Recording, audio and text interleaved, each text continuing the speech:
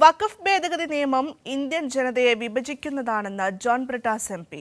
മുസാഫിറും സമീറും തന്റെ സഹോദരങ്ങളാണെന്ന് പറഞ്ഞ ആരതിയുടെ വാക്കുകൾ പ്രധാനമന്ത്രി നരേന്ദ്രമോദി കേൾക്കണമെന്നും ബ്രിട്ടാസ് പറഞ്ഞു.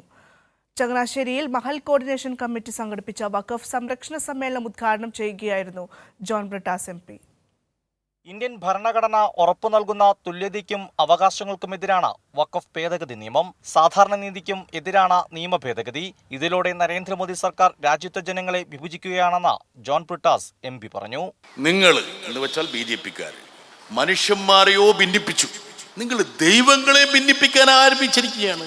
ദേവസ്ഥാനത്തിന്റെ, അമ്പലത്തിന്റെ, സർക്കാരിന്റെ സ്വത്തുക്കളൊക്കെ ആരെങ്കിലും കയ്യേറി കഴിഞ്ഞാൽ 50 വർഷം കഴിഞ്ഞാലും അവരെ ഇറക്കി വിടും. കാലഹരണ നിയമം ഇതുപോലുള്ള സ്വത്തുക്കൾക്ക് ബാധകമല്ല എന്നർത്ഥം.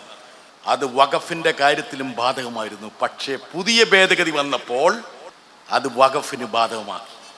എന്ന് വെച്ചാൽ ആരെങ്കിലും 10-20 വർഷം മുമ്പ് വഖഫ് ഭൂമി തട്ടിയെടുത്തെങ്കിൽ അതങ്ങ് നിയമത്തിനനുസൃതമായി അവർക്ക് കയ്യിൽ വെക്കാം.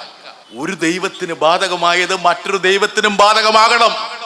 മനുഷ്യനെ വിഭജിക്കുന്നതെങ്കിൽ ദൈവങ്ങളെ വിഭജിക്കുന്നു. കേരള സ്റ്റോറി കാണണമെന്ന് പറഞ്ഞ പ്രധാനമന്ത്രി ആരതിയുടെ വാക്കുകൾ കേൾക്കണം. കേരളത്തിന്റെ സംസ്കാരം എന്താണെന്നുള്ളത് മുസാഫിറും സമീറും എന്റെ സഹോദരന്മാരാന്ന് പറഞ്ഞ ആരതിയുടെ വാക്കുകളിലാണുള്ളതെന്ന് ഇന്ത്യൻ പ്രധാനമന്ത്രി മനസ്സിലാക്കണം. ജുനൈദ് ജൗഹരി അൽ അസഹരി ചടങ്ങിൽ മുഖ്യപ്രഭാഷണം നടത്തി. വിവിധ മഹൽ കമ്മിറ്റി ഭാരവാഹികളും സമ്മേളനത്തിൽ പങ്കെടുത്തു. കൈരളി ന്യൂസ്, കോട്ടയം.